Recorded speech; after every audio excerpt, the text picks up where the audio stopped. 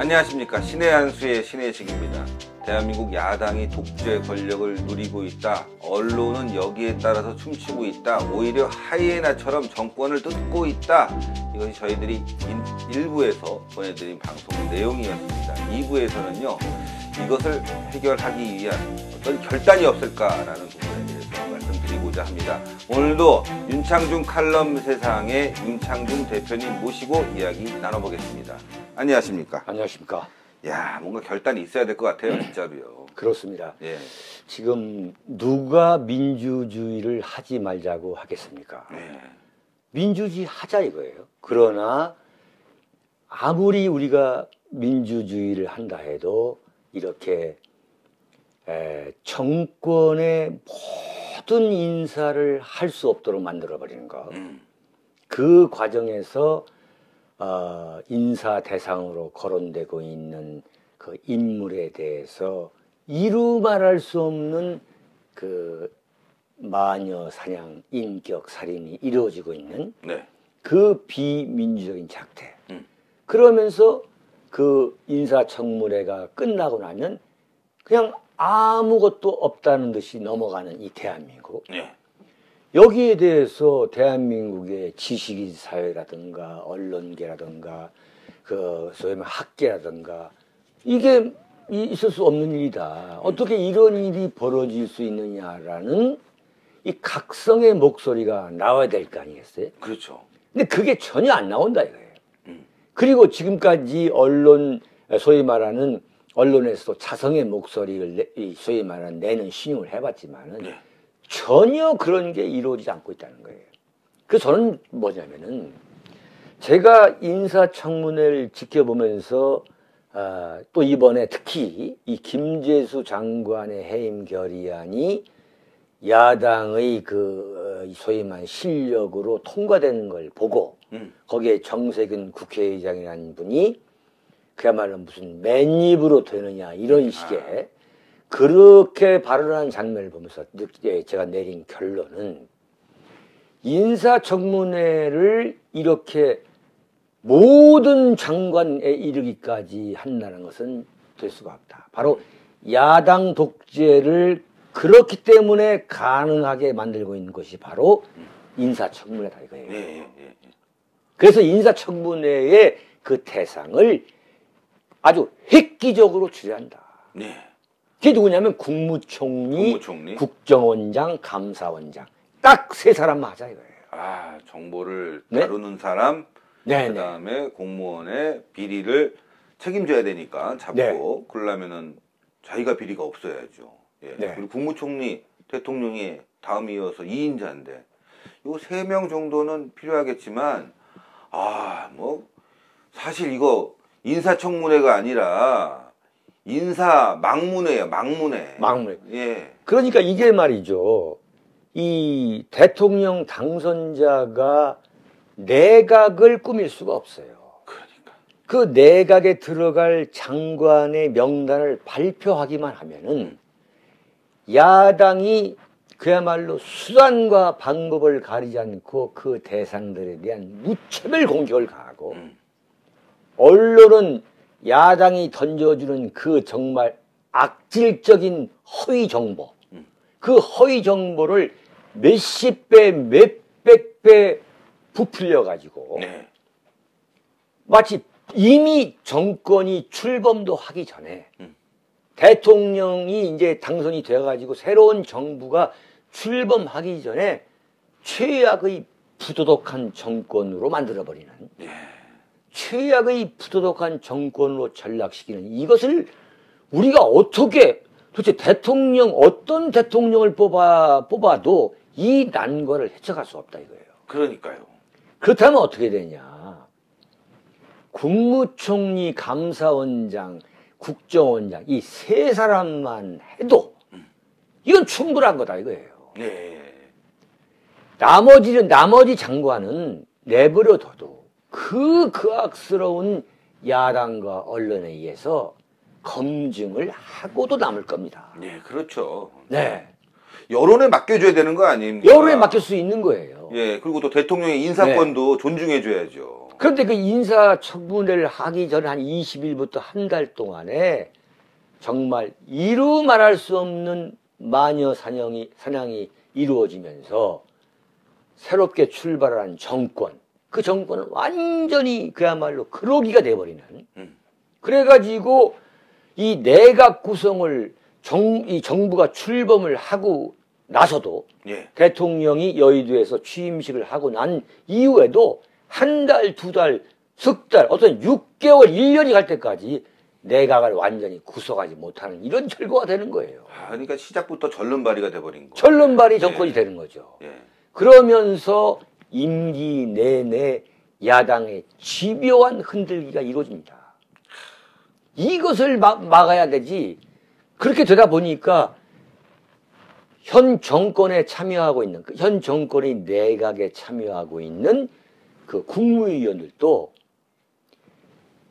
야당의 눈치를 보는, 눈치가 아니라 완전히 사실은 야당에 완전히 굴복해버리는. 그렇죠. 그런 참 웃지 못할 현상이 벌어지고 있는 거. 그래서 이 소위 말하는 대한민국 국회가 지금 이러고 있는 것이다. 그러니까 국회가 정부와 국회가 한 몸이 돼서 네. 대한민국을 조금 더 앞으로 전진시켜야 되는데 국회는 대한민국을 후진시키기 위한 일들만 벌이고 있어요.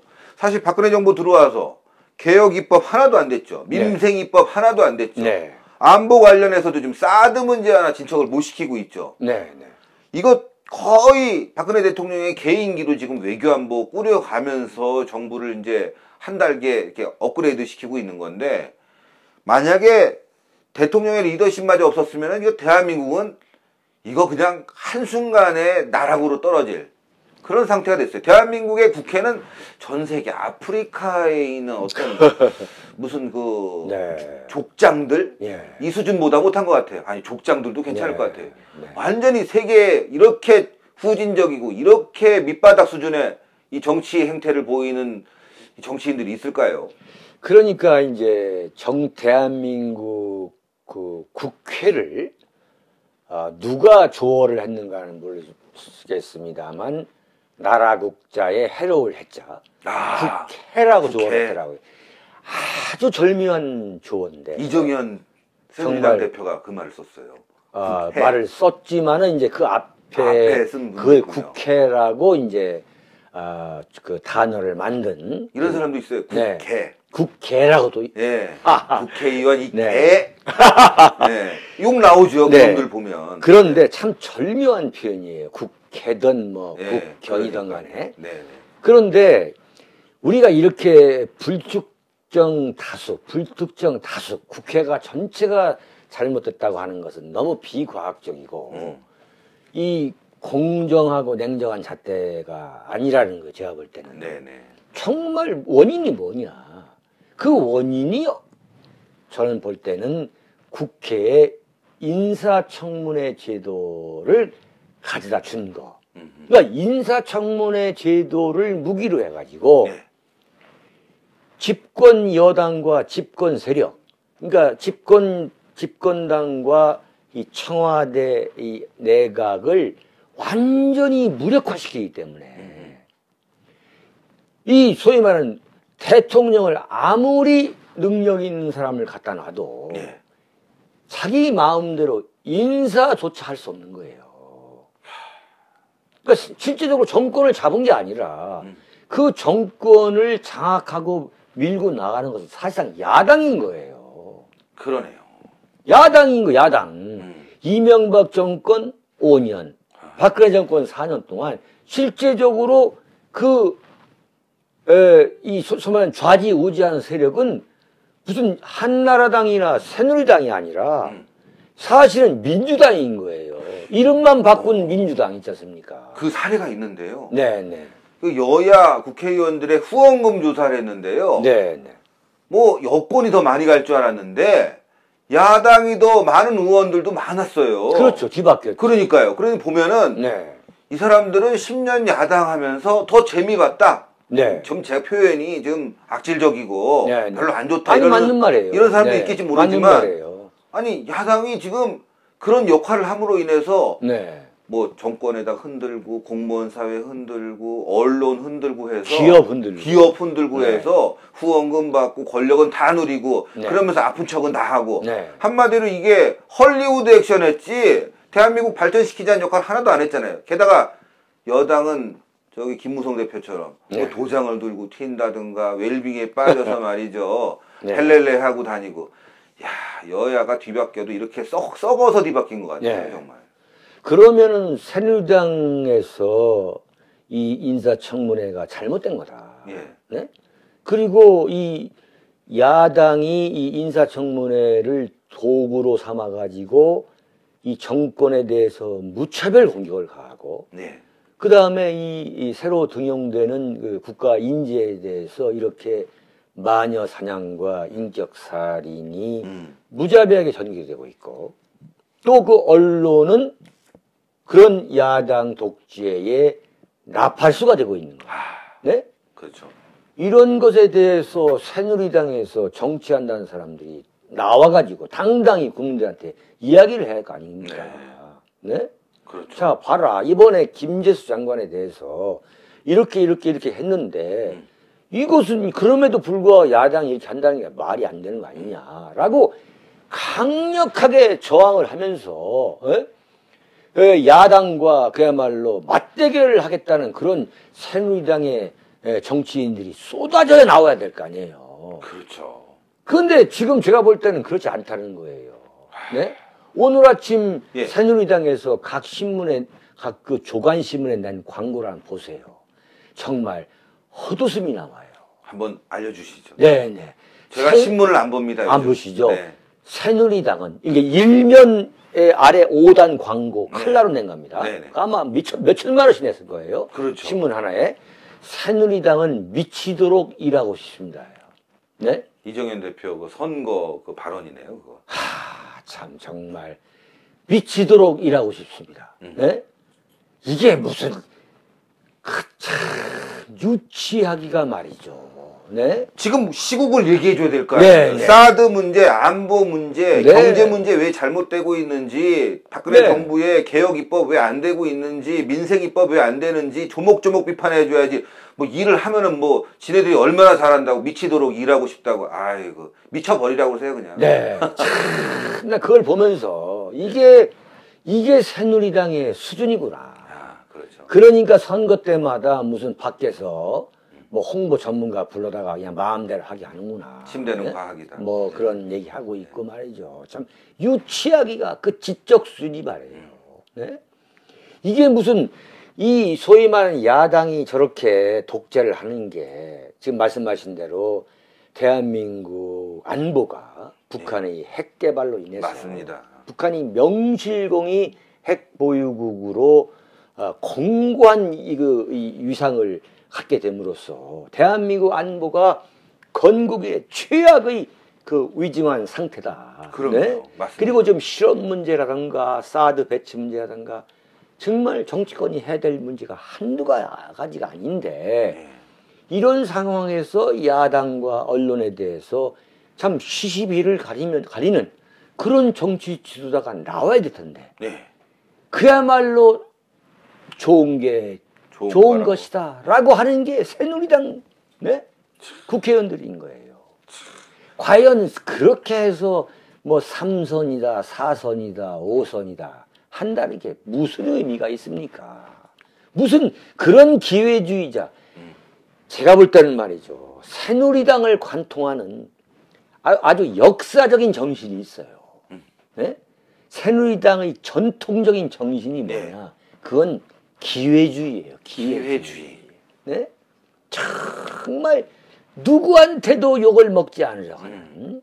그러니까 우파로부터 보수 우파로부터 과도한 점수도 받고 싶지 않고 왜냐? 과도한 또 사랑을 받으면 또 좌파 정북 또 친북한테 찍혀가지고 또 표적이 되니까 그래서 적당하게 보수 우파의 환심을 사고 또 무슨 전당대회 때 무슨 최고위원이나 당대표 나올 때에 뭐 넙죽절하면서 뭐 보수의 적자입니다. 보수의 아들입니다. 이런 식으로 또 뭐 총선 때 같은 때 무슨 아주 그 보수 우파들의 안보 의식이라든가 또 뭐 대북 경계심 같은 거 이 소위 말하는 자극하고 말이죠. 이 정도 선까지만 가고 그리고서 이제 저쪽 뭐 하이도 김대중 대통령 그 생가에 가가지고는 뭐 지금 김대중 대통령님의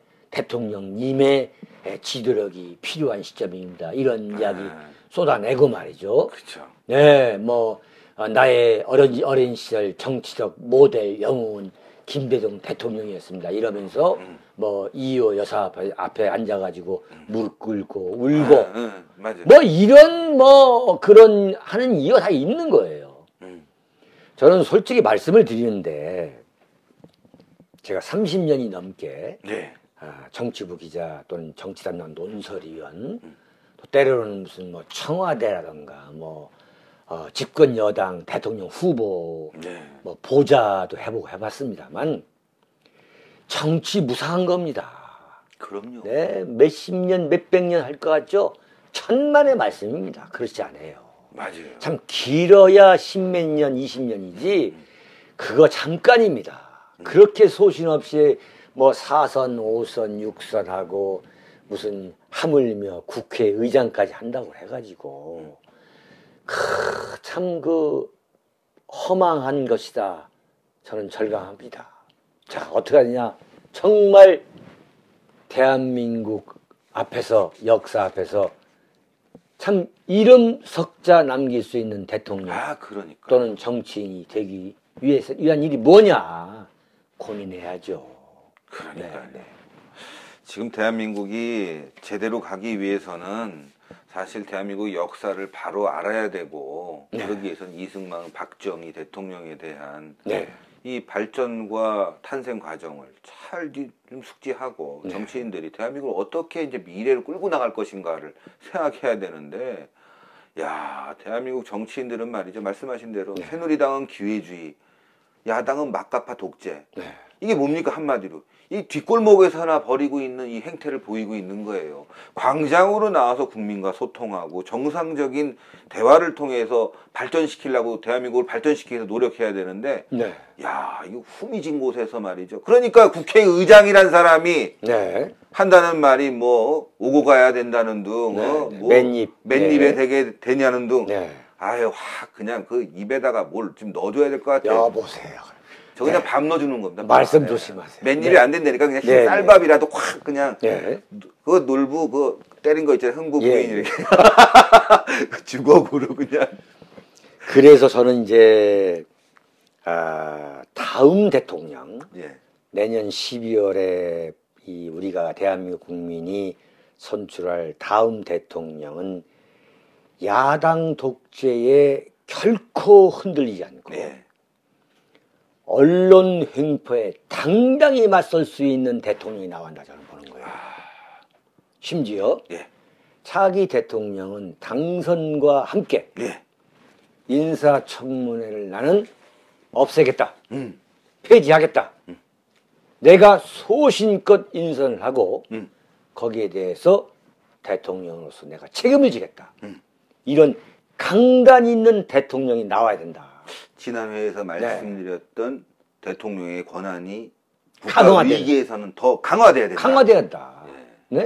이런 강력한 담력의 대통령이 나와서 이 의회 독재를 하려고 하는 소위 말하는 야당을 상대로 당당하게 맞붙어 싸우고 또 터무니없이 정권을 흔드는 그 언론 조선일보를 비롯해 가지고 경향신문 한겨레 이르기까지 대한민국 언론과 맞붙어 가지고 과연 어떤 것이 어떤 길이 대한민국이 가야 될 길인 것인가를 당당하게 국민에게 호소해서 국민의 지지를 바탕으로 앞으로 전진하는 그런 대통령이 나와야 된다. 그래야지 또 야당 눈치 보고 언론 눈치 보고 또 새누리당 또 이런 사람들은 그냥 금배지만 달고 의원님 임내하는 소리만 듣고 이런 소위 말해 정치반이 된다면 희망이 없다. 그러겠네요. 제일 중요한 게 내년 12월 우리 대한민국 국민이 뽑게 될 그 대통령. 예. 그 대통령은 정말 근성 있는 대통령이 나와야 되겠다. 저는 그것을 좀 강조하고 싶습니다. 네. 근성 있는 대통령이 내년에 꼭 당선되었으면 합니다. 그래서요, 이 썩어가는 야당을 좀 바로 잡게 하고 또 하이에나처럼 아주 그냥 물고 늘어지고 썩은 고기만 찾아다니는 이 언론들도 바로 잡았으면 합니다. 왜냐? 대한민국 이제 마지막 기회가 온 것 같습니다. 북한의 5차 핵실험으로 지금 대한민국은 큰 위기에 있습니다. 자칫 잘못하다가는요, 대한민국이 선진국으로 가기도 전에 북핵으로 폭삭 주저앉을지도 모르겠습니다. 내년에 많은 사람들이 이러한 생각을 갖기 위해서 윤창중 칼럼 세상 신의 완수와 함께 전국을 다니면서 여러분들과 함께 호흡하고 이 에너지를 모아서 내년 대선으로 가겠습니다. 신의 한수 오늘 여기까지 하겠습니다. 대단히 감사합니다. 감사합니다.